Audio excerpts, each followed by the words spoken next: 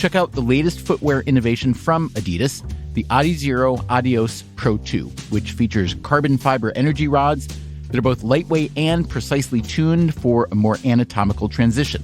Everything from the ultra-light polyester upper to the re-sculpted midsole and the reinvented outsoles are designed for speed. Visit adidas.com to learn more today. Gym sessions and sweaty summer activities are back, which means more funky smells in your clothes because sweat leaves behind bacteria that causes those hard-to-remove odors. Clorox fabric sanitizer products are ready to zap the stink out of fabrics in your home by getting rid of 99.9% of odor-causing bacteria. Eliminate odors in every load or sanitize fabrics between washes with one of our fabric sanitizer products. Search fabric sanitizer at Clorox.com to learn more. When it counts, trust Clorox. Use as directed. This podcast is a member of the Voices of Wrestling Podcasting Network. Visit voicesofwrestling.com to hear the rest of our great podcasts, as well as show reviews, columns, opinions, and updates across the world of wrestling.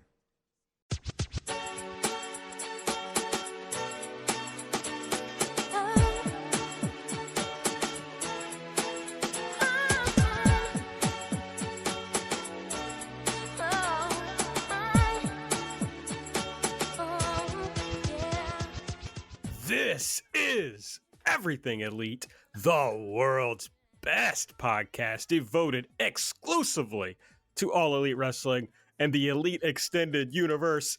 I did the war report this morning. I'm fucking excited. I'm hyped. The show did not turn me down. It's AB. I'm in the building. I'm also joined by Mike. What's up, Mike? Are you hyped? You know, I am hyped. I am... Pro wrestling has never been more back as Sting with slightly insane icon face paint being one of the best wrestlers over the age of 50 ever tonight. And that was a match we weren't expecting a lot out of. Pro wrestling is so back right now. And, we had the war report in the morning. I don't know what we should call this, but feels like everyone was at battle stations tonight. That's right. We're also joined by our fellow soldier, Nate, a.k.a. Epitasis. What's up, Nate? I'm not a soldier, actually. I'm a pacifist. But I am here. I'm at my battle station, but I'm just like the helmsman or the commsman. I'm your Sulu or your Chekhov. You guys got the whole photons and phasers on lock. Nate, I appreciate your pacifism, but in the AEW versus WWE war, there can be no bystanders. To be neutral in the face of WWE is to side with WWE. Yeah, I won't dispute that. I mean, I've long said, I think I said on the first episode of this show, my rooting interest in wrestling is not for any wrestler. It's not for any promotion. It's not for any promoter. Not for any cable channel. It's not for any ownership group. It's just for the death of WWE and the physical death of Vince McMahon. So, yes, in that regard, I do have a alliance of convenience with AEW.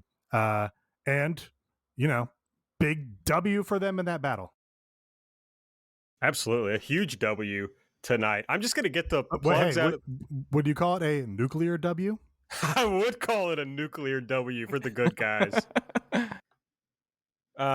We like to post the W banner over at Everything AEW. Please follow us over there. You can find me at Aaron Like the Car, Nate's at Epitasis, Mike's at Fuji Heya. Subscribe to the podcast. You just search Everything Elite on the podcast app of your choice and hit subscribe. It's good for us, and it gets you all the episodes very quickly. If you use the Apple Podcast app, give us a 5-star rating and review. If you want to support the show, the best way to do so is to go to patreon.com/everythingelite. We're breaking records over there. Another big month at the Patreon. So join all the cool kids at the Everything Elite Patreon. We're going to kick off the show with Elite or Delete. If you're a new listener, because, you're just bowled over by all the momentum that AEW has, you're joining us for the first time, we like to use this segment to say the best parts and the worst parts of Dynamite. We like to start with the best parts because this is a positive. This is a what was I trying to say there? This is not always a positive podcast, but it's positive when it's good, like it was tonight. Nate kicks us off always. So Partisan? tell us. This is were you going to say partisan?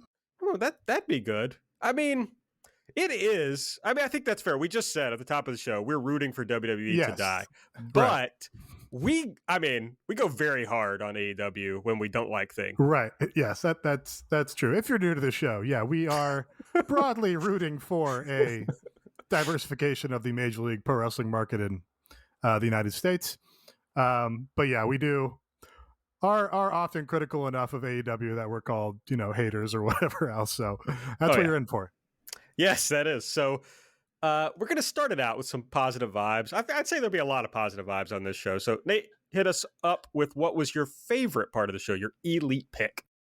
Well, fellas, I'm going to make it easy for us. I don't know if you know, there was a pretty big match that was advertised for this show. It had, two generational talents, two of the best pro wrestlers of the last, what do you say? Instead of a quarter century, what if you say 20 years instead of 25 years? Generation. How do you do that? No. Like, a percentile, not a quarter, not a third, but a fifth. It's a fifth century. Fifth of a century? Quintile. That doesn't a quintile? I like quintile better. Don't know if it's, in the common parlance. No, but I'll take it. No. For the last quintile century, two of the best wrestlers. That works now that you said that out loud. No, now I'm doubling down on it. Quintile century. And hey, these guys went out there, first match on the show, in the biggest building that AEW has run, in front of the biggest crowd that AEW has run in front of. And they delivered like a great stadium big show match. These guys went out and worked it like they were working a WrestleMania main event or a Tokyo Dome main event. And the crowd totally carried the match through the first, couple movements where they're laying the groundwork and doing your sort of typical technical wrestling stuff and, sizing each other up and so on and so forth. Crowd totally carried it with the atmosphere through all of that. So, you were riveted throughout all those moments that can be slow when you're in front of like a clap crowd or whatever. And then you got into the meat of the match and, a couple pretty good pro wrestlers here that did some pretty cool moves. Even the stuff where, you like go up on the ramp and you do a couple of spots there. That felt like going up on the ramp of a Wrestle Kingdom main event or something. You would see that exact kind of thing. And it just peaked super high. They got into the finishing sequence and the crowd was absolutely losing their mind. I could use a delete on this, but I won't. One of the worst 1 minute remaining calls in pro wrestling history by Justin Roberts. He's never good at the time calls, but this was especially bad. I think that might be a problem of like their audio setup in general, that you almost always get Justin Roberts saying that and being drowned out by the commentary. But nonetheless, I do think the crowd kind of, when that came around, smartened up and went, yeah, I think it's going to a draw. And you did get a big boo, but can't really, I didn't know if they were going to do a draw. I thought maybe they'd be, too scared to do it because they haven't done a lot of draws lately. But I can't argue with that as a logical and effective sort of storytelling device to push this feud on and make it about the title next time, whatever they're going to do. So I'll give them credit for, having the balls to do it, I suppose. But just a great fucking pro wrestling match.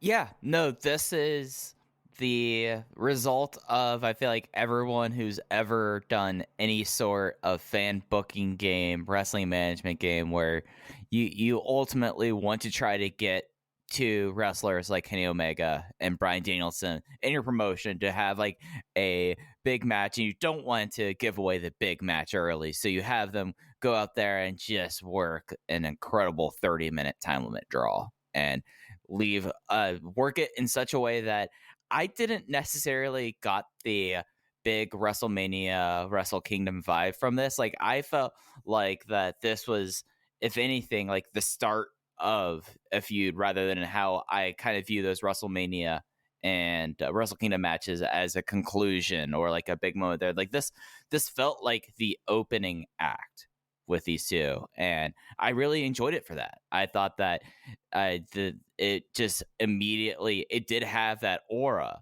of it feeling super special, and with the way that they set up, of course, Arthur Ashe Stadium. They brought back the LED ramp from Revolution in 2020, which was really kind of cool. And it's just something like going out there on national TV and just having a technical, brawly, just a whole lot of everything kind of match. I mean, Bryan Danielson did a Poison Rana in this match, and it just like, and it's something you're like, okay, now we are really kind of just doing what we're feeling like doing, and it comes off just excellently. And then, you know, the Angle post match, I felt like that it was exactly like the next step in this overall kind of feud or storyline, and I think it was just an unmitigated success, even from like the playing with the expectation of, oh, you can go to a time limit draw, this is the main event because it'll be TV time remaining. No, we're leading off with this, and we're giving a full quarter of our show to this one match. Just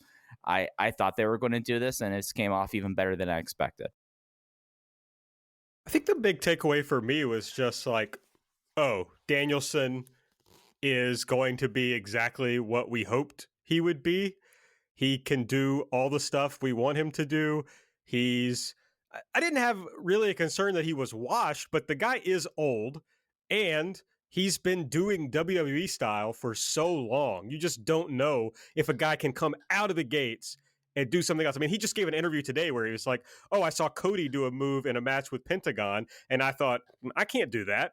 And then he realized, you know, he probably could do that. But you wonder if you would see that working itself out in the ring of like, oh, wait, you know, I'm not able yet to do these things that I want to do.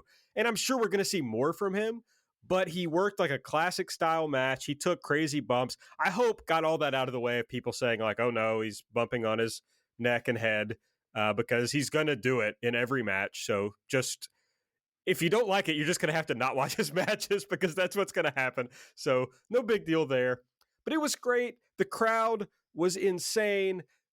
Danielson was clearly like, I mean, not overwhelmed with emotion, but very emotional at the beginning, just seeing everyone excited for him. And that was nice. I don't know, you couldn't really improve this. I mean, it was exactly what you wanted it to be.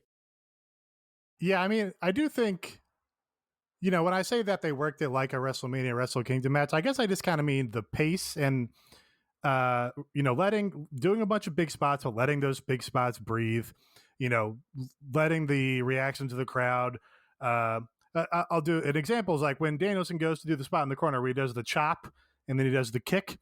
He really lets those breathe, right? Like he does a chop and he waits until the last woo dies down and then he does a kick.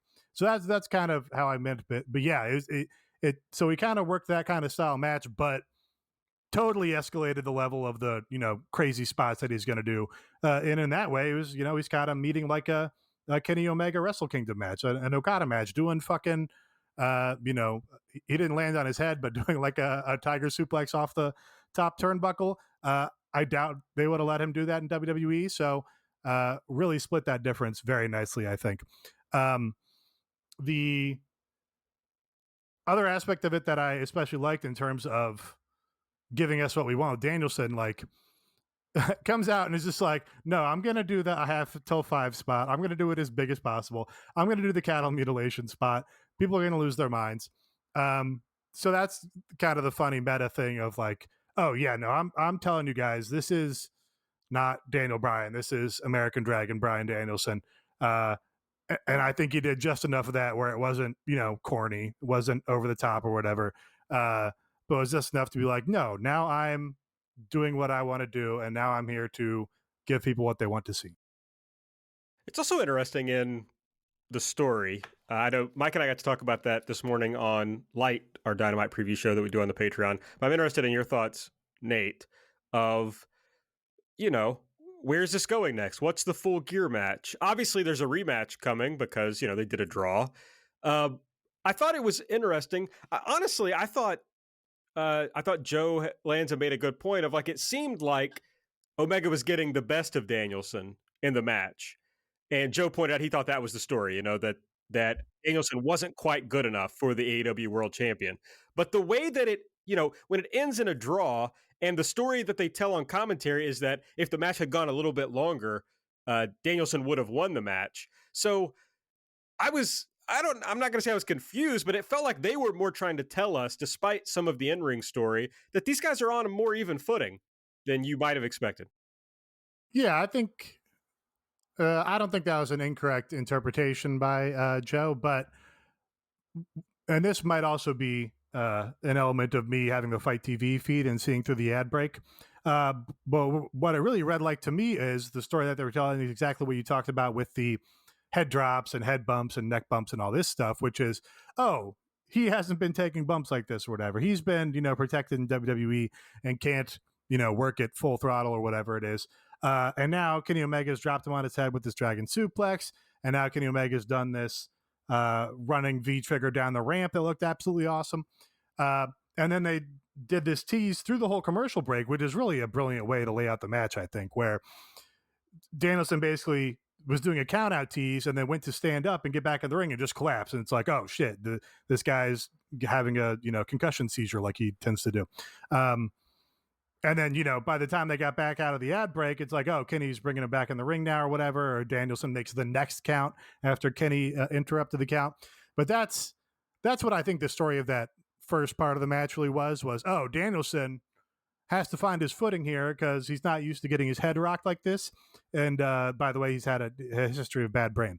And then, as it got into the end of the match, they definitely accented that point, and Excalibur said it explicitly so that we wouldn't miss it at all, that, oh, if the match had gone another minute, Bryan Danielson probably would have won. So, I think that's a great way to continue to play a sort of 50-50 between these guys.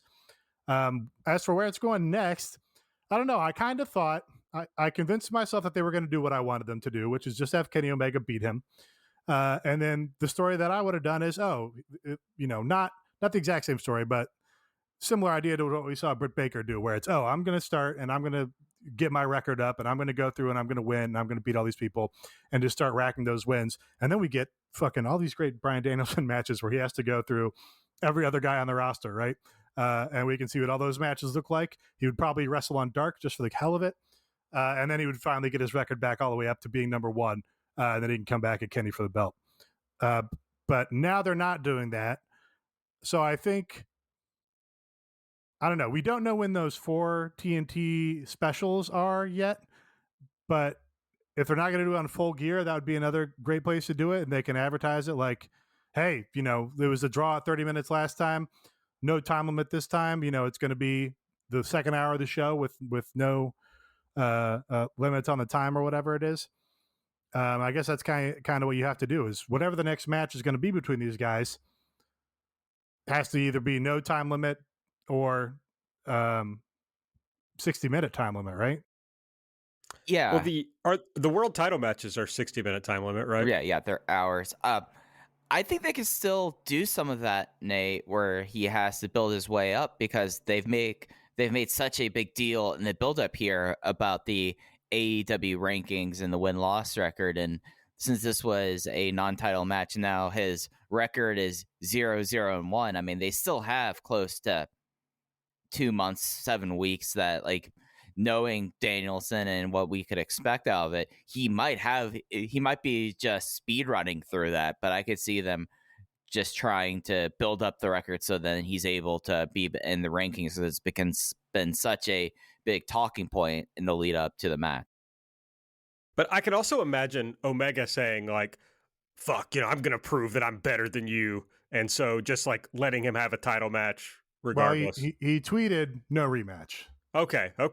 So I get that doesn't seem to be the way they're going, but yeah, you're right. But they could for sure do that, Mike, and be like, no, I'm not giving you a rematch until you're number one in the rankings or whatever. And then then it's like, oh well, they went to a draw last time, so this time who knows who will win. I guess that's they're just protecting Danielson even more than I would have done, which is maybe you do a little hijinks with Don Callis but otherwise just have Kenny Omega beat him. And then be like, hey, that was my first match. My bell got rung. I'm going to come back in 2 months or whatever it is, and we'll do it again. But hey, if they can do that fucking match again, or anything approaching that match again, or better than that match, put a clean finish on the end of it, I'm going to be there. I'm going to watch that match. Wow, really, Nate? I mean, me and matches were That's true. It's kind of a love-hate thing, Is it? Yeah, sometimes. It's kind of a hate thing.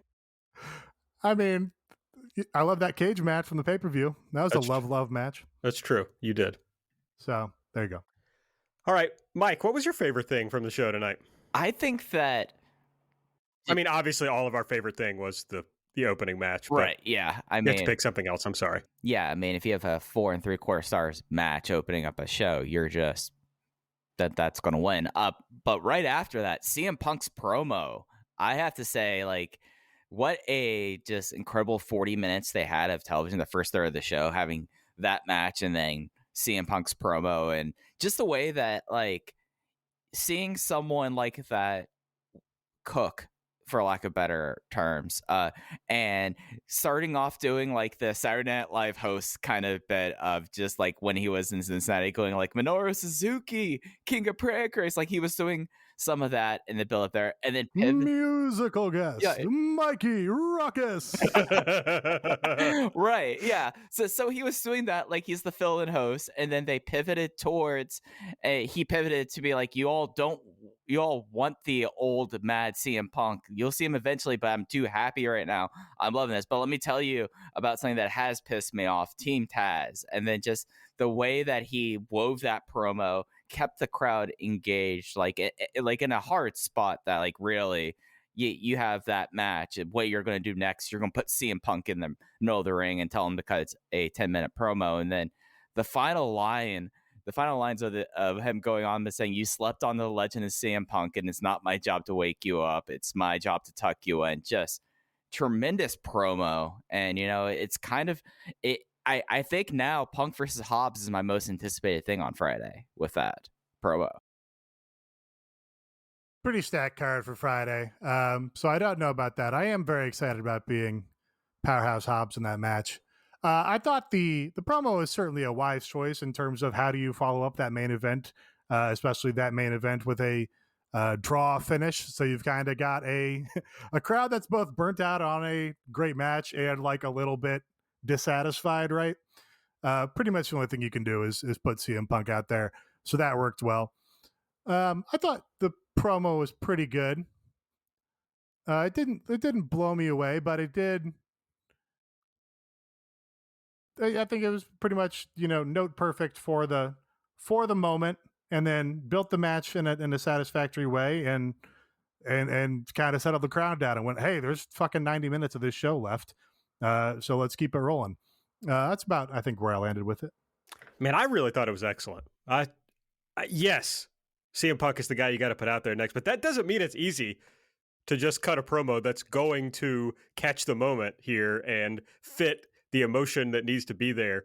And Punk is able to play that thing of, I'm happy to be here, and also weave in this, like, not really blood feud with Team Taz, but, add a little something to it. And this thing, I whoever came up with it, I assume it was Punk, but this idea of, I'm so happy to be here and they want to take that away from me, it's just like, that's an excellent story to tell.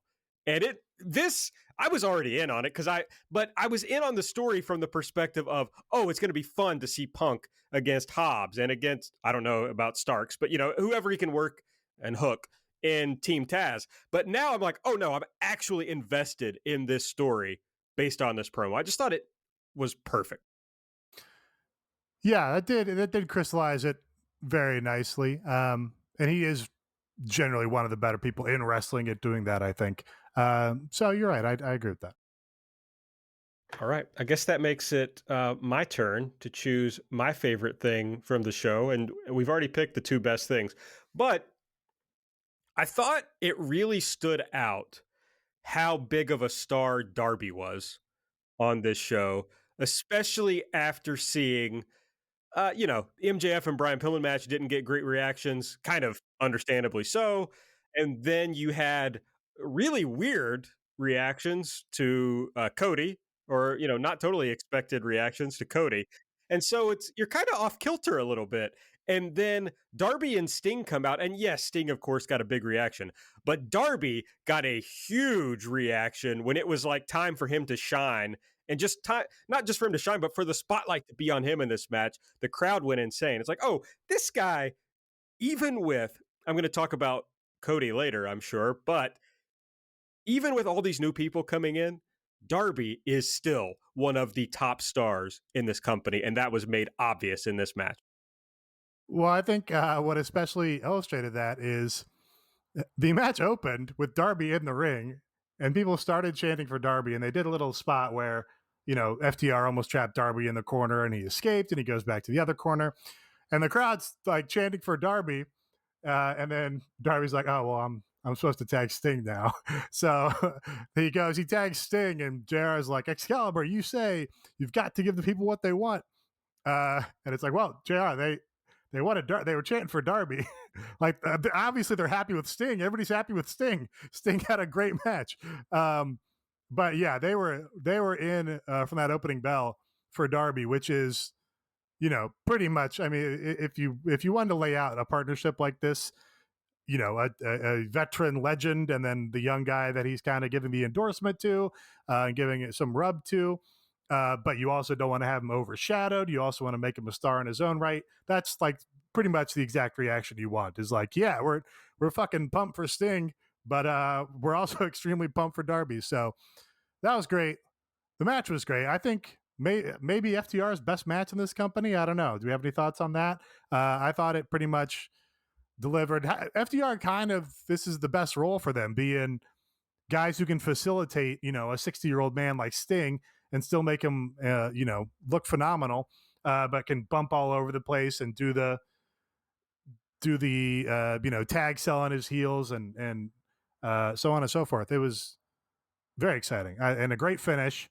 Like you said, Darby super over, but really the match was built around the big Sting comeback and finish, and he delivered in spades there. So, if I was not on deck to do the first thing here, this probably would have been my elite, was this match. Yeah, and this was probably the thing that over-delivered the most, like coming in and exceeded expectations. Like, just it's something where the early moments in the match really was kind of the stuff that I can't necessarily stand about FTR. But as soon as, like, I was like, oh, the key to this match is just doing crazy stuff and being crazy over, and the FTR is like, oh, we're just gonna go and play this role, which actually secretly is our best role. So yeah, I totally understand your rationale, Nate, thinking like this is their best match because it played into their strengths the most, and it's something that when previewing this, Aaron, like our big issue is like, how are they going to facilitate like the big crowd reactions that are actually the basis of these matches, not selling it's what's gained the crowd reacting. And how do you do that? Darby Allin is a superstar. Sting is an icon. The crowd perceives them as that, and they timed it out incredibly well. And we started to see some red face paint. Maybe we can get to the insane icon version of Sting coming up real soon against. If that's how we are going to have this Tully match with the insane icon Sting, that's the only way that I could sit through that, I think. I'm hopeful we just don't. There was like one Tully spot in here. It was just like Sting taking out Tully. Yeah. Like, if that's it, that's great. I'm thrilled. If that's like, Sting has one bar for Tully. I also want to shout out Sting, the spot where he is out on his feet and falls and does a headbutt to Dax's crotch, just like an old school comedy spot. That killed me. Him busting that out at 62 years old. I thought the way that they, what we talked about this morning, Mike, the way that they made it interesting. FTR likes to work the slow, drawn out Southern match, and I think we've talked on this show, Nate, especially that the sprint is really more of what they're better at, and they kind of did both here, where they had the bits of a Southern style tag match with the hot tags. Mike, we talked about who's going to get the hot tag. Well, they just did both. They gave Darby a hot tag and they gave Sting a hot tag, but they kept those segments short. Instead of like, it wasn't that the crowd really wanted to see the other guy tagged in because his partner had been down selling so long. It was just the crowd wanted to see the other guy because they liked the other guy, and they went to it, kept it going quickly, and it was excellent. I really enjoyed it. And the right team won. And the right team won. I don't think the Tully thing's coming because like this well, I guess, I mean, they are a tag team, but FTR is, talked about as like one of the great tag teams, and they just fucking lost like pretty clean. Yeah. So to me, the story's over, but we'll see what happens next. Listener Elite, if you want to be featured, you just have to be a subscriber. You got to be on our Patreon and then go in the Discord and tell us your Elite and Delete picks from the show. Our Elite pick comes from Swarls, who says, all this fucking wrestling. They did like 2 promos all show. I was, looking back at my notes at the end of the show, they were very short because it's just like match, finish, all action on this show. I cannot endorse that, Elite. Well, I need you to, Nate. It's very important. I don't. Too much wrestling. No, I don't know. Probably their biggest, I don't know, maybe not. One of their biggest television audiences of all time. And there was not a big, not even, you don't need a big hook angle even. No, there was not a angle to drive you forward as far as something new developing. There was like, hey, this is the match that's already booked on Friday. And, we're going to talk about it and so on. I guess that was the Punk. Really, the Punk promo was the big thing that was like, hey, here's the next thing that you should stay tuned to this company for. So it was good, I guess. But I don't know. I kind of talked myself into on this show just because, got the big room, got the big television audience. Maybe this would have been where you turn Wardlow on MJF. And maybe that's your big angle to say, hey, here's a big, exciting thing happening that people want apeshit for. Stay tuned. We're going to follow up on that in a week or two. But yeah, I would have liked a little bit more angle action, a little bit more, character stuff. This is probably the fewest angles we've ever had on an AEW show, right? That's like our complaint. My complaint is, they did an attack angle after every single segment. Every match ended with an attack. Every promo ends with an attack. And this had like just the main event, or not the main event, just the opener. And also, did the main event also? I don't think it did. Just the opener. No. I don't know. I think they were more just saying, hey, if you're tuning in, our show's no bullshit, all action. Come back next week. I think that works. Now, the show is quite a bit more bullshit and quite a bit less action. But that's not true. They don't have to tell them that. I mean, you're selling, Nate. False bill of goods. Well, if you don't want to have false balls of goods, you got to hang out with our friends at Manscaped, the leaders in below the waist grooming. Nate is terrified by this. It's back to school time, as everyone knows, and we want to make sure you pack the essentials to have the best year yet. The essentials are the Manscaped 4th Generation Performance Package. As everybody knows, we have the brand new Lawnmower 4.0 for if you're going for the valedictorian of ball trimming and joining the 2 million men worldwide who trust Manscaped. And so you have to go to manscaped.com, use the code THISIS, and here's the package. It's the Lawnmower 4.0. It's the Weed Whacker ear and nose hair trimmer. It's the Crop Preserver ball deodorant, the Crop Reviver toner, 2 free gifts, the boxer briefs, and the Shed travel bag. On the Crop Preserver, went out to a, what's the right word for this? Like, I don't know. They got like booths and stuff. You can like, there's clothes, there's food, like whatever. I don't know. It's that kind of thing, but it's outside. But this weekend, it was like suddenly like 95 degrees again when it hadn't been for some time. Did not put on the Crop Preserver before I went out. Huge mistake. Really regretted that for about 3 days until I calmed down the consequences of my actions. My skin does not like all the hot and the sweat. It just doesn't. The Crop Preserver solves all that. But luckily, and it's especially true if you screw around in a tin, Smooth Balls University. Because if you got the smooth balls, they're rubbing up against your legs in the heat, it's bad. You got to have the Crop Preserver. But those are all the things you get.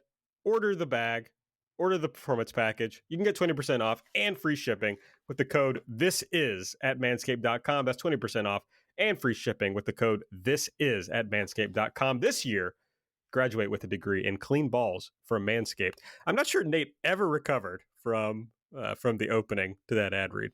I was aghast. I didn't recover from you not knowing what a farmer's market was. It wasn't really a farmer's market. There wasn't like fruit. Farmer's market. It was like a summer festival. Yeah. Yeah, there was like a lot of like vintage, clothing booths, and then there was like, food trucks. Yeah, that farmer's market might be pretty correct for that. Yeah. There was nothing grown by farmers. It was, food trucks. When's the swap meet? I mean, it's basically a flea market, but it's like a hipster version of a flea market. Yeah. Okay. Yeah, I think I think you're both right. I think a hipster version of a flea market is a farmer's market, irrelevant of whether farmers are actually present. Because I think flea market has, kind of a low class connotation. So the hipsters are like, well, we got to rebrand this. I mean, it was literally called. So Fleur de Lis is a Louisville thing. He's got the literal name. I think it's a New Orleans thing. Go on. It is, but it's also a Louisville thing. And this was called the Fleur de Flea. Okay, so flea market. Yeah. Yeah. Okay. Flea market. All right. Well, speaking of bad things, let's talk about the things we didn't like from the show. Nate, what was your delete pick from this week? This kind of goes a little bit hand in hand with my previous utter takedown of Swirls Elite. Take that, Swirls.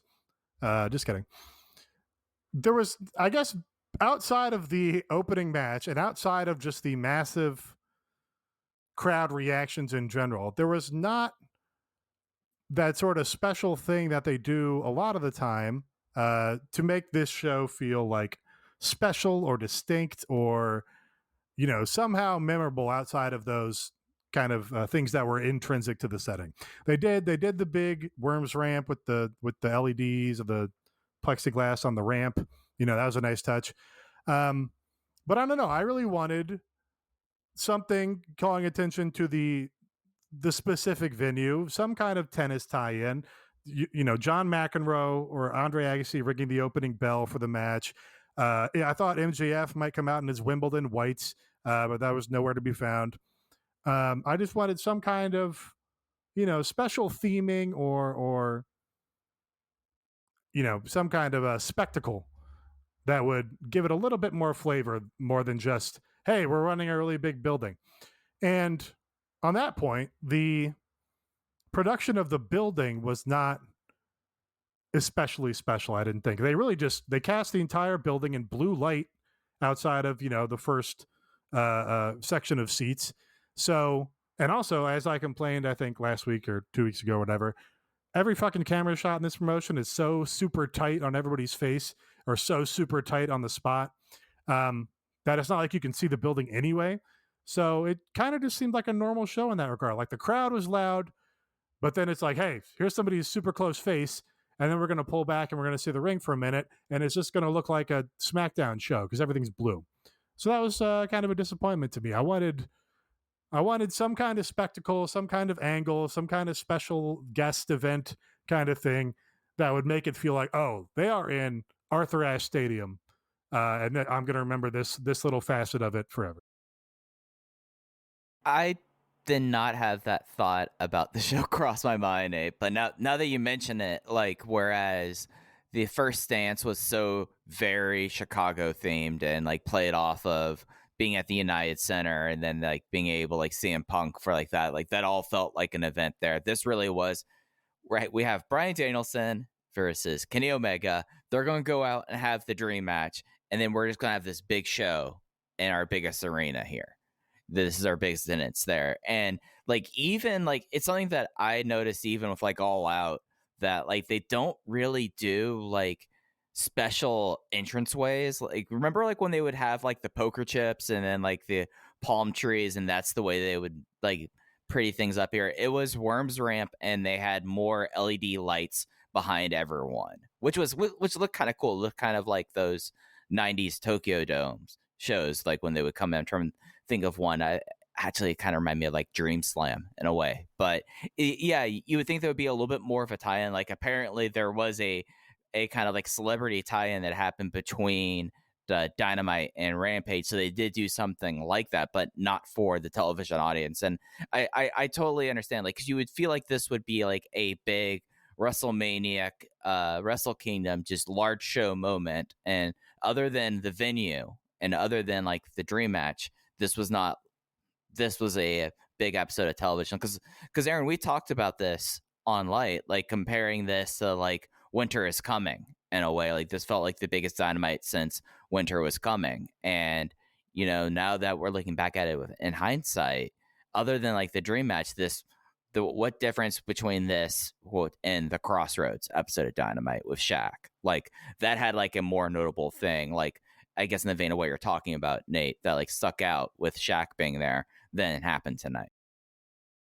Guys, I feel like I'm insane. They did a television show where the first 20 minutes was Bryan Danielson versus Kenny Omega. It was Bryan Danielson's first match outside of WWE in a very long time. But what the fuck else do you need? They did a big match and they did a draw. And then it was just like a normal episode of, again, they did really big matches on the show. They but did also, a ton of big matches on the show. Yeah, but I'm not talking about the size of the matches. I'm talking about some pomp, the flavor around it that makes it feel like a special circumstance. I think that is what made it feel like a special circumstance. The crowd was insane because of that. Yeah. Like also, they put all the New York guys on the Friday show. They didn't put Eddie on this show. They didn't put the Santana and Ortiz tag on this show. They're all on the Friday show. So we didn't even get like that hometown moment for anybody.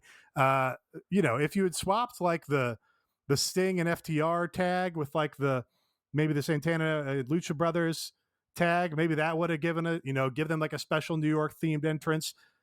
That would have maybe solved the problem a bit for me. But yeah, it was, you know, they did the really big match and it felt like a giant show with a giant crowd. And then it just felt like a show in front of a really giant crowd with, again, the crowd was very loud. Just, you know, yes, like Mike said, a special entranceway that might have made it feel a little bit different. Or, you know, just some kind of flavor, some kind of pomp, some kind of circumstance, some kind of spectacle. Nate just wants some pomp. Aaron, can Nate have some pomp, please? Again, Aaron, you're trying to tell me something special because of a wrestling match? Come on. I mean, in this scenario, yes, I am. I need spectacle, baby. I didn't know you were all about the parentheses pomp. All about the THA. Yeah. Parentheses pomp. Yes. Yeah. All right, and Mike. I even got to wait till Friday for that. Come on. I know. I'm sorry, Mike. Your delete pick from this week's show. Well, the one match on the show that was actually bad, like Cody versus Malachi Black, just was a really weird match, I would say. Like, when I say like it was mostly bad, it just was something that I feel like that I'm often a Cody defender in the greater scheme of things. Like Cody very clearly had a certain role and relationship to the audience and to the promotion. And this felt like now, like I remember like some group D and some chats saying like Cody kind of feels left behind after this. Ooh, I said that. Yeah, but like, and it's also like a weird thing because Cody, like, this is the first time that like a crowd really outright like rejected Cody here, and then they went and they had a match with arm bumps. The miss was cool. The miss was funny, but also it's something like Malachi Black actually feels like a superstar, like coming in here and you're rerunning a playbook that you're running, but this isn't last year. This isn't behind closed doors. Now you have fan input here, and it's not something where I'm like completely out on Cody. I think that would be kind of jumping to a conclusion, but I think it'll be something very interesting to see because this felt like this would be the conclusion, and instead we had Malachi Black winning with Mist and doing a roll up, and it didn't really feel definitive there. It just was like a really bizarre, at least to me, match. Just everything around it, like the way the reaction is actually like that might be one of the things that like resonates for me from the show is like this match was weird to me. Yeah, I think I will certainly remember it for a while. I think so I don't know that the match itself was bad. I tweeted that the match was like pretty good for like a 2006 John Cena match where you have the valiant babyface doing his, fucking OVW babyface stuff, and getting booed out of the building for it, and everybody hates him. It was a lot like that. It was also a lot like that Cody Okada match in Ring of Honor where it was champion versus champion. And the heat and the intensity was insane because everybody was terrified that Cody was going to win the IWGP title. Remember that? Reminded me of that match because the crowd the same way was like on the edge of their seats, worried that Cody was going to, beat Malachi Black here, which didn't happen. So I'll give him credit for that. But yeah, I said that in a DM. It felt like in the time Cody's been gone, the promotion accelerated and grew 3 sizes or whatever, and kind of just left him behind a little bit. When CM Punk first showed up at the first dance, I asked on this show, hey, is it a problem that CM Punk is suddenly the biggest star on this promotion by far, and he like totally eclipses everybody else in the promotion in terms of his star power? And we decided that probably wasn't a problem, and that turned out to be true because they added Bryan Danielson, Ruby Soho, Adam Cole, the dark horse for the biggest star out of all of them, apparently. And then, Kenny Omega was right there up to speed with Bryan Danielson. He doesn't feel like he's overshadowed at all. The Young Bucks, they're right there with Adam Cole in that program. Don't feel like they've been overshadowed whatsoever. Just had that, tremendous cage match on All Out that's going to keep them fresh into the top of people's, tier lists or whatever. But Cody has been gone and comes back, and it just kind of felt like he was coming back from this promotion 2 years ago. And all of a sudden it's like, this is the promotion that was going head to head with NXT instead of the promotion that's beating Raw every night. That's kind of just what it felt like to me. And he's always spared no amount of spotlight for himself. I said the other week, and of course that was no different. So not only does he get the special entrance, not only does he get separate entrances for each of his, seconds, his coach and his wife. He's got the cape that literally is the length of the entire rampway. I don't know if you guys saw that. The cape that he was wearing goes all the way up through fucking ramp. And it just kind of felt, it's like what a heel would do. It felt like he should have been the heel there. The crowd received him like a heel. Oh, and the other person I failed to mention was they added Malachi Black. And Malachi Black all of a sudden seems like a much bigger star. And Malachi Black is getting the giant reactions. And Cody is not, I think, necessarily being booed because he's Cody. I don't think these people necessarily dislike Cody that much. They just don't want him to win this match because they think that Malachi Black is their guy, he's their star, and he needs to win the match. So yeah, again, I'll give him credit for that. But yeah, it did kind of expose some stuff that's not working with Cody. And he said in an interview like a week ago or a couple days ago that he's not going to turn heel. So he's doubling down on that John Cena thing. But I don't know of how long this is going to work if this is the reaction he's getting right now. If he's going to be able to keep finding audiences that are going to stick with him and want him to be their guy in these programs. We did it again.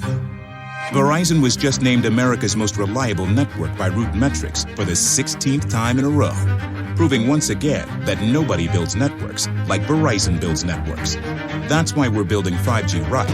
That's why there's only one best network, Verizon. Best and most reliable based on Root Metrics reports from second half 2013 to first half 2021 of 3 operators on all network types combined, not specific to 5G networks. Check out the latest footwear innovation from Adidas, the Adizero Adios Pro 2, which features carbon fiber energy rods that are both lightweight and precisely tuned for a more anatomical transition. Everything from the ultra-light polyester upper to the re-sculpted midsole and the reinvented outsoles are designed for speed. Visit adidas.com to learn more today. Cody, to me, looking back, was like this stand-in for the fans' idea, the AEW fans' idea that we needed AEW because WWE had failed us, had all these guys that they could have succeeded with, and they failed them, and therefore they failed the audience. I mean, a way that this promotion kicked off was Cody destroying the Triple H throne, right? We were all looked at that as like, that's right. Now these are our guys we can get behind, and AEW is not going to fuck up with these guys. They're going to do these guys right. It's not going to be guys like Triple H ruining it for everyone. And everybody got behind him, and they got behind everything he did because he stood for that. So he could do everything he did in this exact match that he did against, Sean Spears that we all watched, and people went fucking nuts for it. Well, since then, AEW brought in CM Punk, the actual guy who exposes WWE's failures. Cody is a guy who, maybe he could have been a bigger star in WWE, but probably not, right? Like, he probably wasn't ever, the way that he is, going to be someone who could have been a big star in WWE. He was able to use that to become a big star in AEW.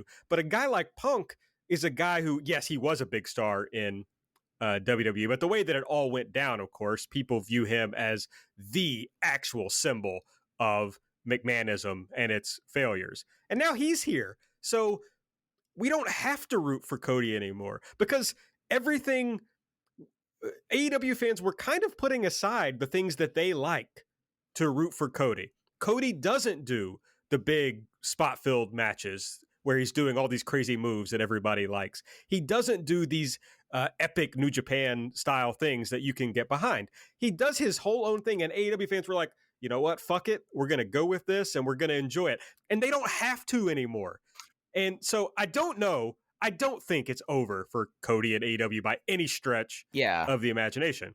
And I'm interested to see when we're back in, fucking Milwaukee or whatever, like what the reaction is to Cody. But this is a bad sign for Cody. It's definitely. It's something that, like, talking about his role as fan analog now being completely replaced by the original fan analog kind of reminds me of a conversation we had last year about when they had no crowds. And it's like, how is Cody going to really work at that point with no crowds? And instead, like, they found a way to kind of make it work here. Now it's an issue of what's going to happen now, because, like, being in Miami, like, I was not instantly into the storyline, but Malachi Black felt like an absolute star, and everything since then has come off on this. And it's just, in this match, it kind of was like a confluence of all these things that maybe it's a blip and maybe it's something to keep an eye on. It's just one of those things that on a show that felt like, even though, like Nate said, not necessarily like Pomp heavy, it was all, here are great matches here. This was the match to me that stood out. Yeah, Aaron, great point. That's our signature clip for the Twitter account. If you want to get that in the bin early here, is your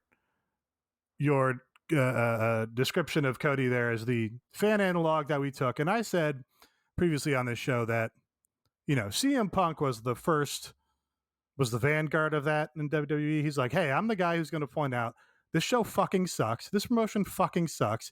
It's always been bad, and you guys keep showing up. And it's going to continue to be bad, blah, blah, blah. And, there was a brief moment in time where we're like, oh, wow, they actually know all these problems with their promotion. Maybe CM Punk is actually going to make them fix those by becoming popular. And didn't happen. And then, obviously he had his health issues there, and he had his, booking issues and everything else issues there with the way that they treated him. So he left. And then the WWE fans, us, had Daniel Bryan. He was our consolation prize for CM Punk. And they actually followed that one through to WrestleMania 30, mostly because they had their hand absolutely forced, because everything else was being soundly rejected, much like Cody was tonight. But he was the consolation prize for CM Punk. The only reason that he had that giant groundswell of support and became the whole yes movement, blah, blah, blah, was because CM Punk was gone, and the fans were latching on to the next guy that they liked. I mentioned that it was Money in the Bank 2011, whatever the Punk show in Chicago was, where Bryan Danielson won the Money in the Bank and, sort of started that slow road to him actually getting to that level. But then Bryan Danielson was forced into retirement because of his health issues. and even prior to him being forced into retirement, was, basically booked into irrelevance. He won those titles at WrestleMania 30 and then went into a god-awful program with Kane, and it immediately became evident, oh, no, nothing's changing at all. It's going to be the same god-awful show, but with a different guy on top. So he leaves, and then finally, Cody is the guy. I'll give Cody, so much credit for this. He's the guy who sacked up and went, no, I'm leaving. I'm leaving this company. I'm demanding my release, and I'm going to go to the grassroots. I'm going to go to the independent level. I'm going to do all these things that I want. I'm going to wrestle these guys that I want to, and I'm going to, I don't know if this was explicitly stated, but I'm going to improve the wrestling business by going and working those other places and bringing, whatever I can to your PWGs, Ring of Honors, Evolves, blah, blah, blah. So I'll give Cody all the credit in the world, because a lot of guys, didn't take that step. A lot of guys sit on Twitter and complain about WWE and their spot and their matches and their booking, blah, blah, blah, and then just, re-sign with their contracts up and, will forever mean nothing to me for that reason. But Cody quit, went out, and was a genuine difference maker and brought a lot of his fans to Ring of Honor and went, hey, here's the Young Bucks. You guys would like these guys. And that was, of course, started the impetus to All In this promotion. So give Cody all that credit, but you're absolutely right. He was the consolation prize for Daniel Bryan, who was the consolation prize for CM Punk. And now we have CM Punk and Daniel Bryan. So certainly there's going to be fans that like his shit. There's going to be fans that are loyal to him for those reasons, but he's Diet Coke and CM Punk is Pepsi and Daniel Bryan's Coke and Cody's Diet Coke. So he's got to find another reason to get people on board. I think a heel turn and going after Danielson and Punk for those exact reasons, I think that'd be a tremendous story. I would watch the shit out of that. If he took a sledgehammer to Bryan Danielson's head and was like, I was fucking here. I was here on day one. Where were you? You were doing that bullshit. So that's he's got to do some kind of course change, I think, after this match, because this laid bare a lot of those things that are not going to work for him going forward, I think, in this promotion. Unfortunately, I think he's seen a pilled of like, oh no, I have to be the good guy forever so that I can be on TV. And I think you're right. In movies and whatnot. So it's kind of funny that like Cena in WWE, like that whole thing is what kept him from being anything in WWE. And now you're right. Everything you said about how he kind of, he did something different than everybody, but now it's like he's trying to recreate that of like, no, I just want, it's not that you didn't use me the way I wanted you to. It's that I wanted to be John Cena and you picked John Cena instead of me. So now I can be John Cena.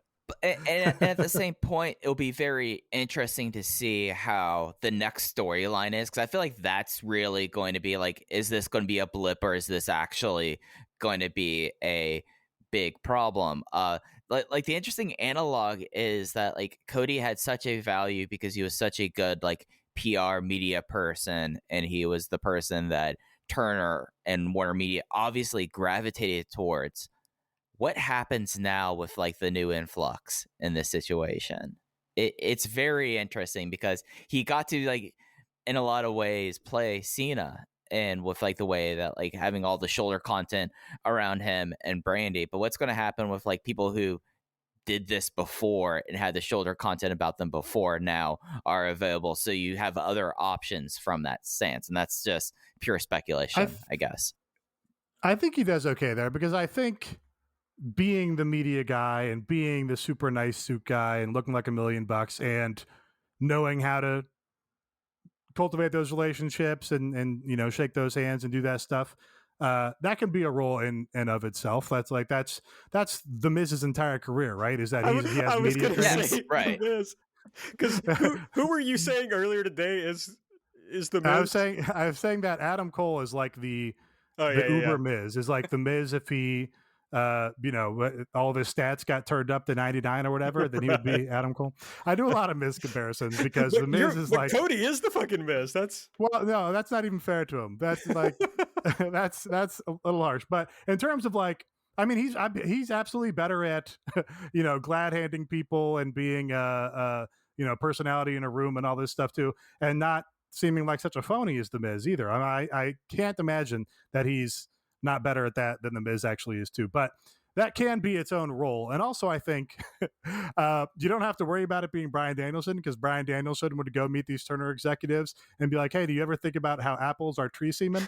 So I think Cody's probably, Punk can go do his, Comic-Cons and all this, I don't know. Do they still have like Walking Dead reaction shows? I remember he used to do those things. But Cody being right.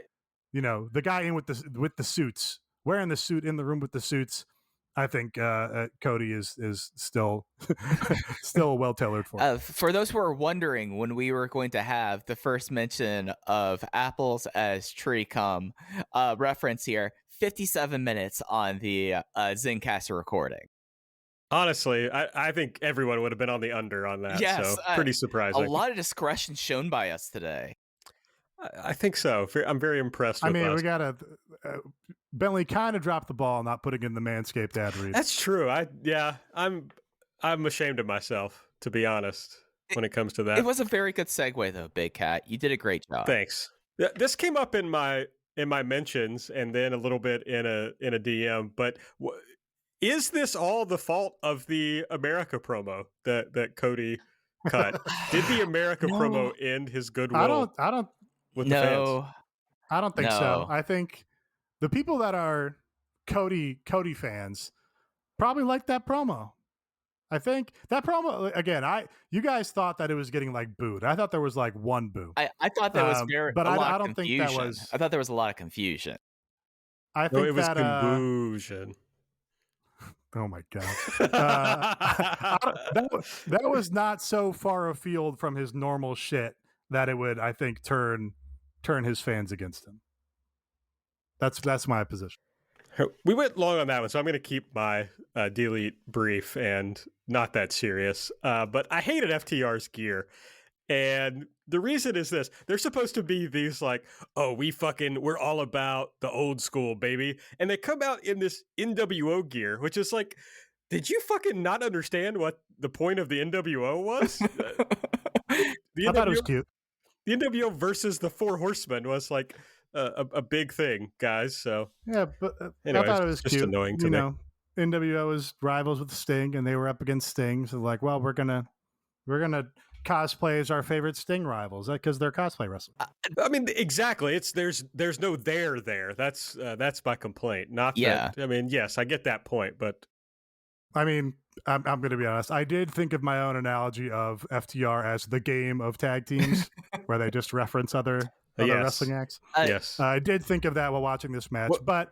Honestly, one of the best points made on this podcast in its history, frankly. The thing that happened to me, Aaron, with this gear was that I was in the Discord and I saw someone make a comment of that gear is awful. Their gear is awful. So I was expecting like a real bad set of gear. And then I saw them come out in this. I was like, all right, okay, this is what you're doing right now. Should have saw this coming. And this was like 2 weeks after they were wearing Bobby Eaton gear. So I was like, the Bobby Eaton gear, I was like, no, that's like really sweet and heartwarming. This one, I was like, oh, of course. I thought it was cute. Listener delete, our friend Vote UJ, a match we haven't talked about yet. He says, delete, bad ending to your huge show. Even if Ruby doesn't win, a shit finish ain't it. That's Vote UJ's take.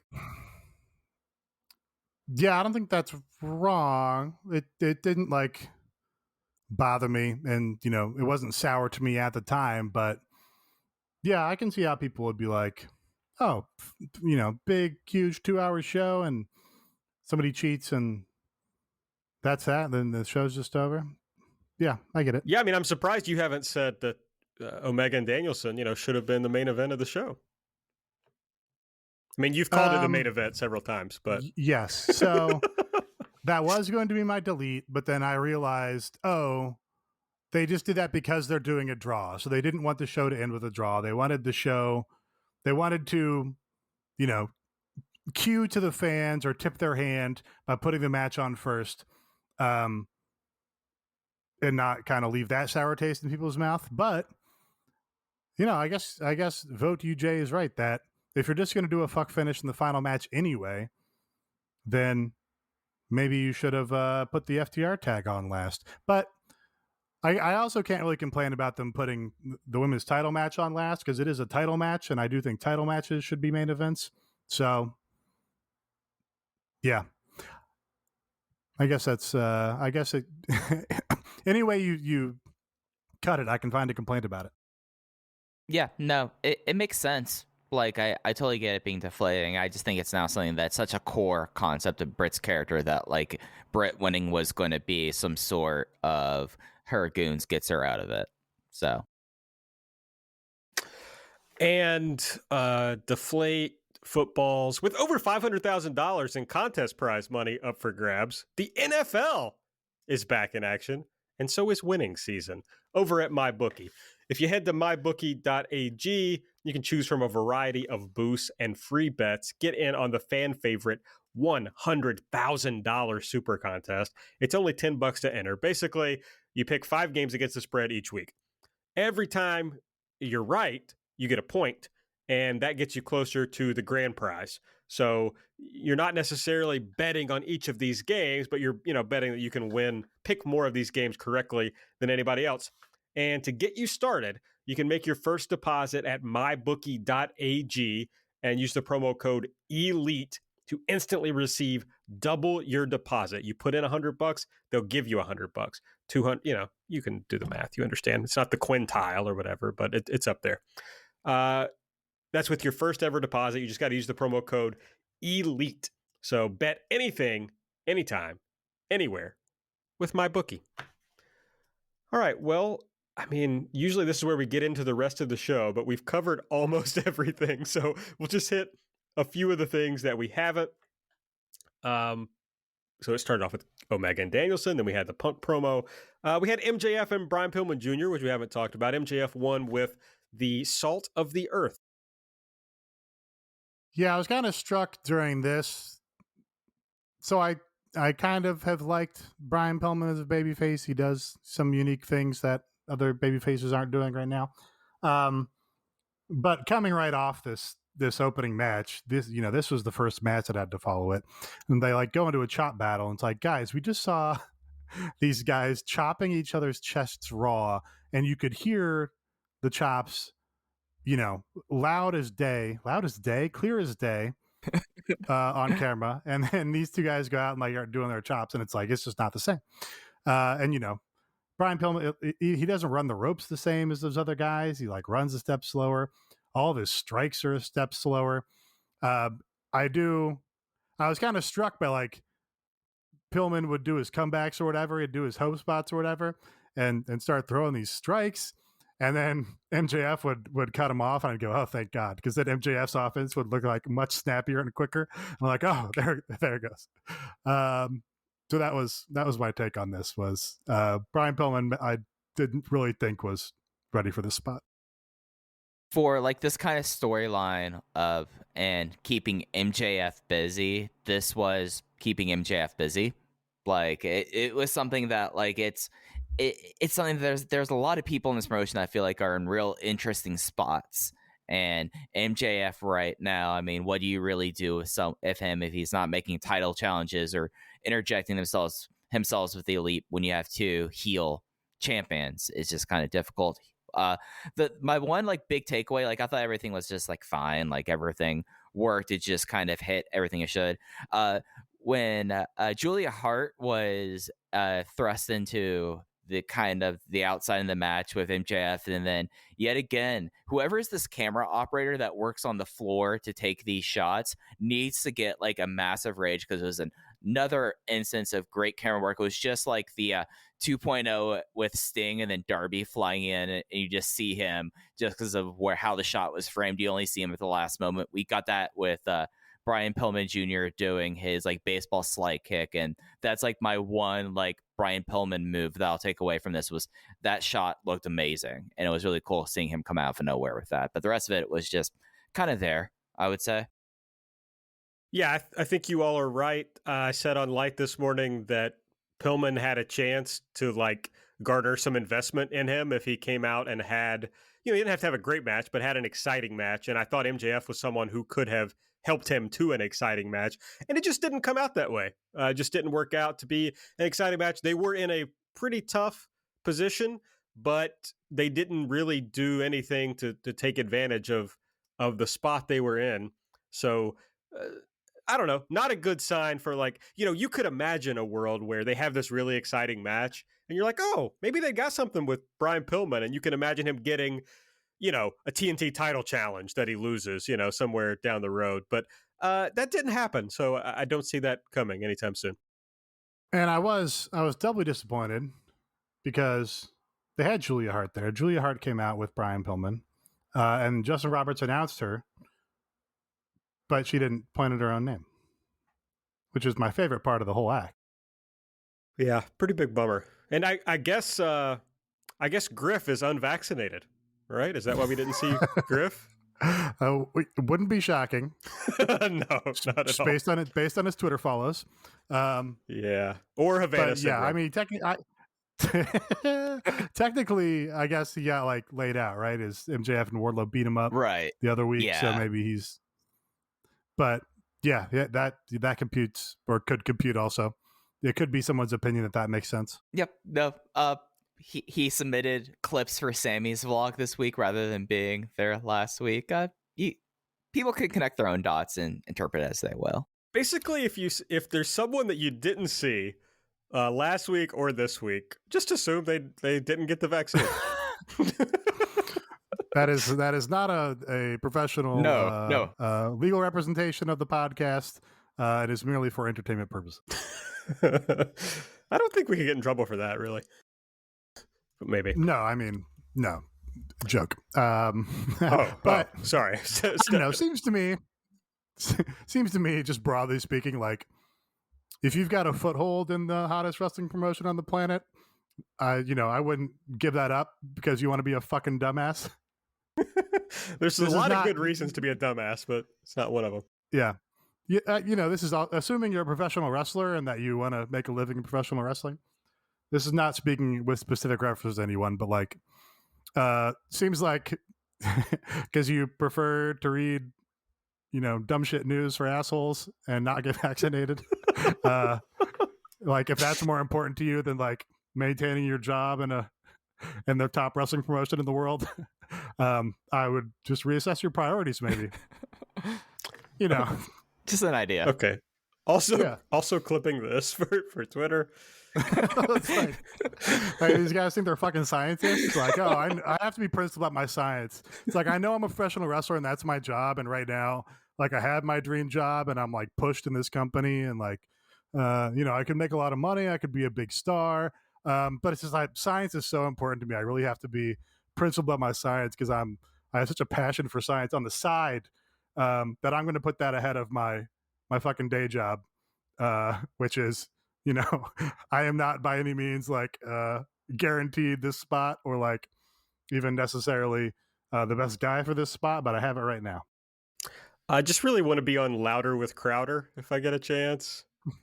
And that's a bigger spot to me. My career role model is Tyrus. I really want to be a fucking mediocre wrestler who gets a big push above my station, and then I want to get fired from that, but go on to be a serial sexual harasser on Fox News allegedly. Good model. Where I opine on all issues of the day. I love when somebody posts a screenshot of Tyrus and it's Havana syndrome. Real or fake? I mean, obviously they don't talk about that on Fox News, but you know what I mean. And he's sitting there with the NWA TV title belt on his shoulder. That's really embarrassing. Yeah. Speaking of embarrassing, then we had Chris Jericho and Jake Hager backstage with Alex Marvez. Somebody better call somebody better call my mama. Was that him? Yes. Was that he had the grandmas that came out of WrestleMania? The grandmas? I don't remember that. Yeah, the dancing grandmas? I don't remember that. He definitely had the Funkadactyls. I swear to God. The Funkadactyls. Yes.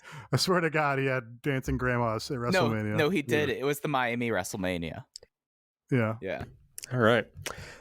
This was basically just a boring babyface promo, but it was funny to see Marvez try not to laugh. See, that's what this show is lacking, was the spectacle of dancing grandmas coming out. That's why WWE remains the king. It's because Vince McMahon has that just, clear, brilliant mind where he understands what the casual people out there want to see. They want storytelling, and that means 6 months of Brodus Clay hype videos paying off with him coming out at WrestleMania with dancing grandmas. 6 months of Emelina hype videos where she never debuts. And then coming out to say, I'm not doing that. Yeah. All right, Cody and Malachi Black. There was one build for next week, Nate, because they did this Miro and Sammy pre-tape where Miro says, yes, I did hurt my neck once, but God and my wife healed it. He said, God demands pain, my wife demands pleasure, and sometimes pain too.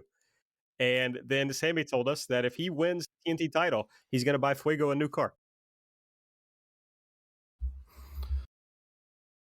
This match is going to be on Dynamite next week.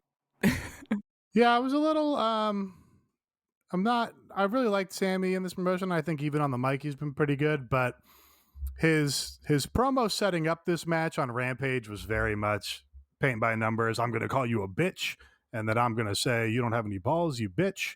And then you say something about God. Well, I'm going to say I'm the Spanish God, and I'm going to say that twice. And then this following that was very... I didn't find anything in Sammy's promo to get hyped about or get enthused about. I think Sammy getting Fuego another car after he's willing to put his car on lines in matches he was fated to lose might be a bad investment idea. I know he's your best friend, but Fuego has already shown that he will put cars on the line there.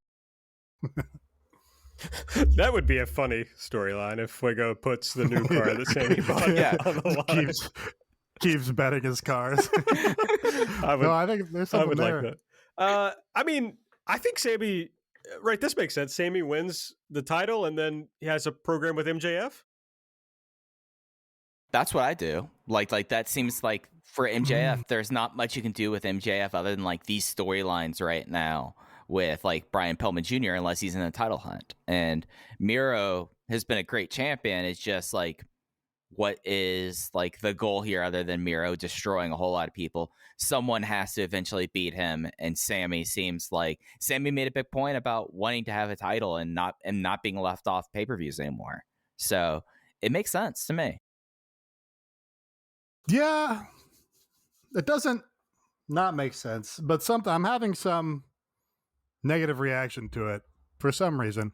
There was definitely a period, probably coming right off the pay-per-view Double or Nothing. Was that the Stadium Stampede? Yes. There's definitely a period there where I was like, wow, they heated Sammy up super well. They've established him as a star with this Jericho tag and the stable and blah, blah, blah. He went out and had this killer match with MJF. He's, a perfect guy to be set up for a TNT title next. But now that we're here, I just kind of feel like he's not there. I think because they've had him they've disappeared him from TV for a little while. He's come back with this little Fuego program now.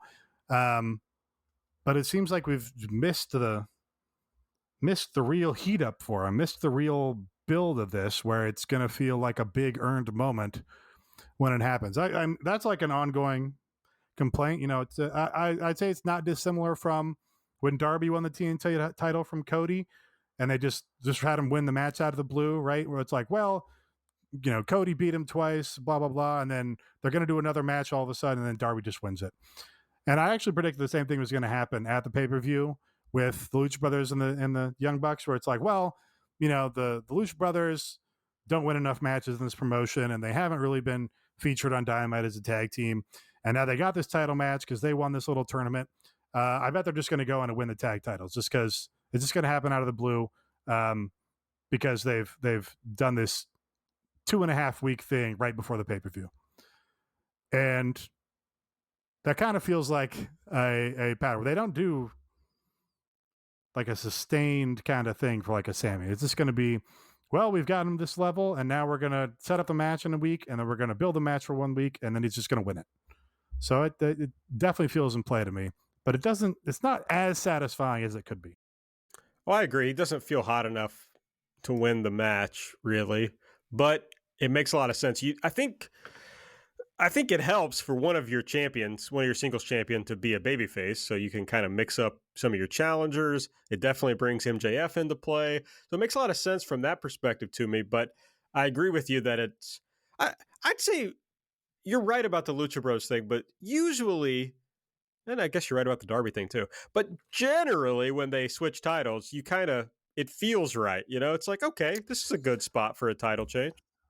The Lucha Bros thing ended up satisfying to me just because the match was so great, and then I just had more of like a emotional investment in the Lucha Bros than I even realized until that happened. And then I was like, oh wow, what a match, what a moment, what a journey for these guys. But that was like a me and the Lucha Brothers for I don't know 8 years or something story. That wasn't a 2-year story in AEW. That was I'm rooting for these performers. I'm not rooting for this this death triangle in their program with Andrade, which is now turned into Lucha Brothers of the Young Bucks for some reason, and now they're just winning the belts. So you can't really give the AEW the credit for that. I guess the match, but yeah, that's even this Bryan Danielson thing. It's like the build was not so hot that it the match, the work those guys did elsewhere is what made this match, right?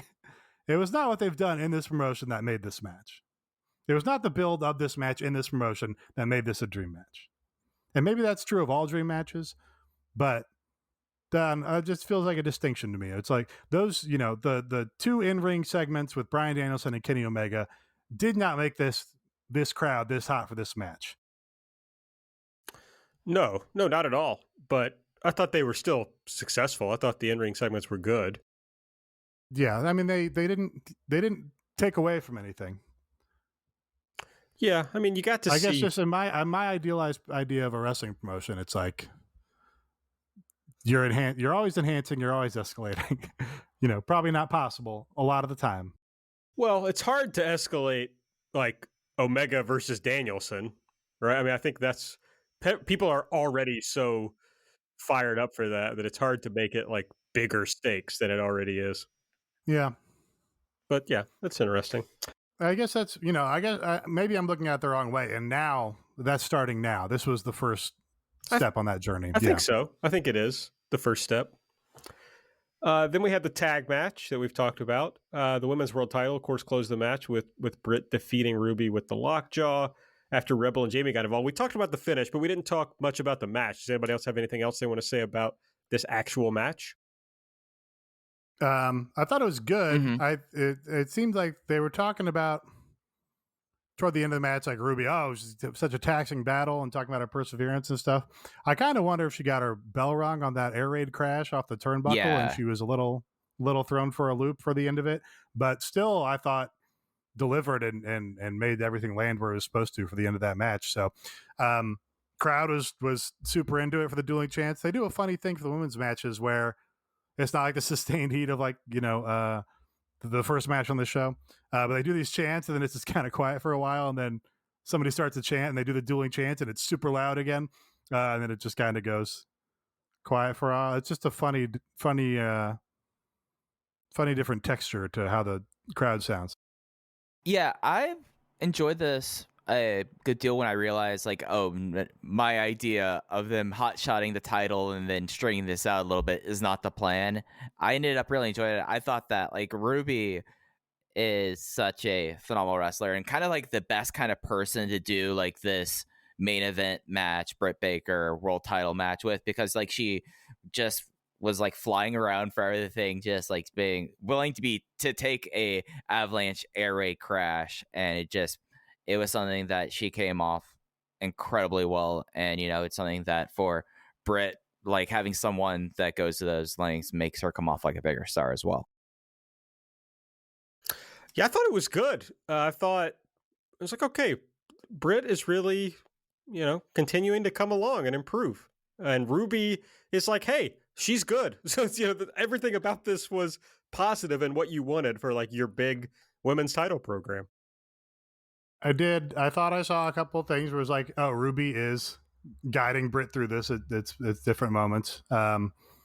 I thought one of the best looking sling blades that Britt's ever done in this match. Yeah, I think that's fair. And I guess this feud will continue, I suppose, because of the shenanigans at the end. Think so.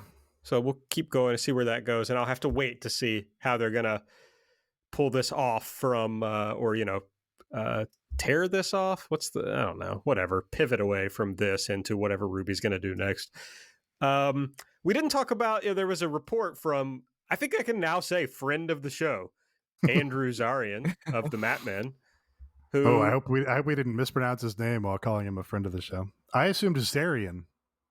I don't know. I guess I don't know. Like, I believe he's Armenian. So, do we have any Armenian pronunciation experts in the chat? Yeah. Can anyone tell us? I don't know. Studied Japanese, so all the A's are A's. So I just go with Ah. But yeah, it could be Zarian.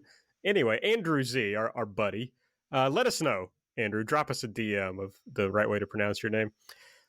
Said there's going to be some sort of women's title soon, a secondary women's title. Yeah, he, I believe, teased more belt information on the next episode of the Mat Men podcast, which I think is out tomorrow, or if you're listening to this let's not do plugs for other podcasts on our podcast. We're trying to get the hookup here. Come on. What do you want? The biggest chat in wrestling media. The presumption is, hey, maybe either a TBS title, because they're moving to TBS and they've already got the TNT title. I have advocated for women's tag titles. Does seem a little bit significant that they've just now bothered to set up like the first women's tag feud in this promotion right now. So maybe that's a hint. But yeah, watch our Twitter account tomorrow, where probably we retweet their podcast account to see what scoop they have. Absolutely. I don't know. I'll withhold my takes until we see what the actual title is. So I don't want to waste rounds out of the take chopper, I mean, it feels expensive right now. We run a tight ship here. He's not flying the take chopper. He's just sitting it on the ground and firing the machine gun. No, this is not the take copter. This is the take chopper. I didn't know we diversified our take machines. Well, I've borrowed this from a friend of the show, Ferrante. The late great. Yes. Yeah. R.I.P. to a legend. You think Ferrante is vaccinated? Yeah. Yeah. All right. Yeah. Well, no, because I don't know. He might be too Rogan-pilled. Hard to say. I guess like my interest in this is I think that genuinely they've done with like the women's eliminator tournament. I feel like that they've put on very compelling tournaments with this. So I'm interested to see like what they're going to do to set up this title, and until we know if it's a secondary singles title, kind of how like the NWA World Women's Championship filled that role for a little bit. Like if it's going to be like that or a tag team division, I'm going to reserve fuel in the take copter in this time. So yeah. All right. Well, that was Dynamite tonight. If you enjoy our show, the best way to support us. Do you want to hit the Owen Hart thing? Yeah. Well, let me do the Patreon plug first, and then we will. Fine. Patreon.com/everythingelite. That's where you find us. We've got a bunch of tiers. We cover everything that AEW does. We have, of course, the show where we do Dynamite, and you can listen to it live on our $8 tier. We preview Dynamite on Light, which we do every Wednesday morning. Mike and I preview Dynamite. Nate breaks down BTE. You can get just that show on our $3 tier. And then we, of course, cover Rampage on our EE World Tour show, which is available on our $5 tier, along with all the other audio we do. This month, we've done an all-out retrospective from last year's all-out, an all-out preview, the all-out instant reaction. We also have coming up soon, I don't want to promise it for this month, but it's going to be either this month or early next month. This is Bryan Danielson. Mike and I are working on that, and so that'll be coming up soon. We have a Discord that you can join and chat with us and get in on Elite or Delete, among other things. And Mike, I don't want to overpromise you, but I think you're going to be doing Rose to the Top content. Yeah. I didn't realize to be back to back. or at least next week. But yes, I will. There'll be something with Road to the Top. If I'm going to be watching this, I will be creating content for it. So yeah, love it. Yeah, so that's patreon.com/everything elite. Check it out, subscribe, and we'll make lots of content. Promise. Owen Hart, yes, is there's a new agreement between Martha Hart, the Owen Hart Foundation. I'm sorry, Dr. Martha Hart, the Owen Hart Foundation, and AEW licensing Owen Hart's. Is it name, image, and likeness? I'm in college athletics. I'm college athletics build. So that, Owen is going to be in video games. I think he's licensed for merchandise, everything, basically, all the stuff they can do. So Owen Hart will now be featured in AEW content. Yeah. Also, there's going to be a Owen tournament that was That's right. Yeah, I missed the most important part. So yeah, no, this was really big. I thought that this was an awesome thing to see. I thought that it really is a statement that very quickly, like the Owen Hart Foundation and Dr. Martha Hart over the last few years, like, oh yeah, no, we're cool with these people, but WWE can continue to, fuck itself for what all happened with Owen Hart. Yeah, really nice to be able to do a show about a wrestling promotion, and they can do a nice thing like this, and you can have faith in them that they'll do it correctly, and feel good about watching it, and feel good about remembering what a great wrestler that guy was, and remembering all the struggle that his widow went through, and nice for her to get some relief here at the end for her late husband and his wrestling career, and be able to share that with her family, and have happy associations with wrestling instead of negative ones. But like we said, true of a lot of people in this promotion, bringing happy associations back to pro wrestling for people. So that's a very nice thing. Yeah, and then also the Owen Hart Foundation seems to, at least from watching Dark Side of the Ring, seems to do a lot of great work in Calgary and Western Canada. So, the fact that this is going to also be, I guess, helping out the foundation and people in that area, it just seems like a incredibly positive thing across the board, in my opinion. Yeah, my understanding of the deal is that the money that will come from AEW will all go to the Owen Hart Foundation. So that's my understanding, at least. Certainly could be wrong about that. But yeah, that's cool. And it got me, I saw some GIFs going around of Owen Hart matches, and it just got me thinking I need to go back and watch some Owen Hart New Japan. Sounds very exciting. Okay, Rampage on Friday, a 2-hour Rampage. It's happening as we record. I guess it's about to wrap up. We've got Adam Cole and the Young Bucks versus Christian and Jurassic Express. Chris Jericho and Jake Hager versus Ethan Page and Scorpio Sky. CM Punk versus Will Hobbs. Anna Jay versus Penelope Ford. Minoru Suzuki and Lance Archer versus Jon Moxley and Eddie Kingston. So a stacked Rampage that Mike and Nate will be covering on EE World Tour this weekend. I mean, apart from the dream card or the dream match, the Rampage card kind of seems better than this one. Yeah, there's a lot of stuff there, with that, they didn't even cover on Road to Grand Slam, the Mox and Eddie stuff, the promo that Eddie cut, that's such a compelling thing that, yeah, Nate, what you're saying about not having one of the New York City people on tonight's show, this one has a lot of that, and it's really, I'm really looking forward to see the response that Queens has for Eddie Kingston, that they have for Santana and Ortiz, and I'm really stoked to see that. All right. Does the Lights Out match seem a little quaint now that we've had a Nick Gage death match in this promotion? Yes. It seems a little weird now, right? Yeah. All right, let's call our shot here. Over under 1.5 million, 0.5 in the demo. Oh. Oh. What you got? Dang. Can I break them into two? Or does it take it as 1.5, 0.5? No, you could break them into two. That's fine.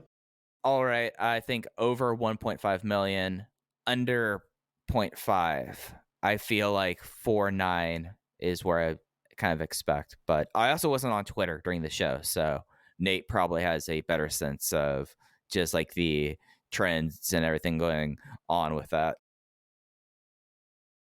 I doubt that my Twitter is very representative of most of the viewing audience of America. But it was trending pretty much all day. It was trending like at 9 a.m. this morning. I'm gonna do the opposite of what Mike said to keep it interesting. I'm gonna say under 1.5 total, but a remarkable demo number above 0.5 in the demo. I think they overperform in the demo sometimes when the total viewers aren't as high. But I'm going over on both. I think they're going to go over 1.5 million. I mean, frankly, I think it's going to be around 1.5 million, but I'll go over. And I think they're going to go over 0.5. So let's fucking go, is what I'm saying. LFG. LFG. All right, that's the show for this week. Make sure you follow us on Twitter at Everything AEW. I'm at Aaron Like the Car. Nate is at Epitasis. Mike's at Fuji Heya. Subscribe to the podcast. Give us a 5-star rating and review.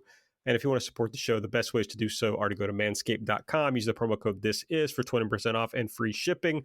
Go to mybookie.ag. Use the promo code ELITE to double your deposit. And go to patreon.com/everythingelite and subscribe. For Mike, for Nate, I'm Aaron. We'll see you next week.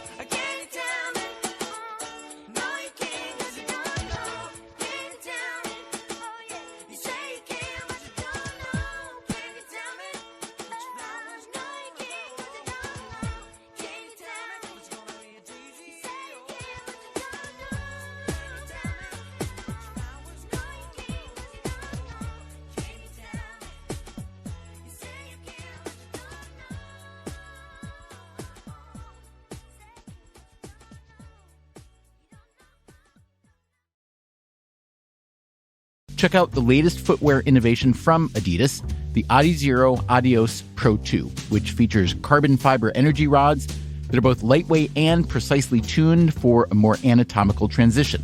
Everything from the ultra-light polyester upper to the re-sculpted midsole and the reinvented outsoles are designed for speed. Visit adidas.com to learn more today. For the ones going above and beyond. For the ones reaching out, helping out, and lending a hand. For the ones people count on. You can count on Grainger. Grainger offers supplies and solutions for every industry. Backed by 24/7 customer support and specialists to help with hard-to-find products. Because you've got everyone's back. We've got yours. Call, click Grainger.com, or just stop by. Grainger, for the ones who get it done.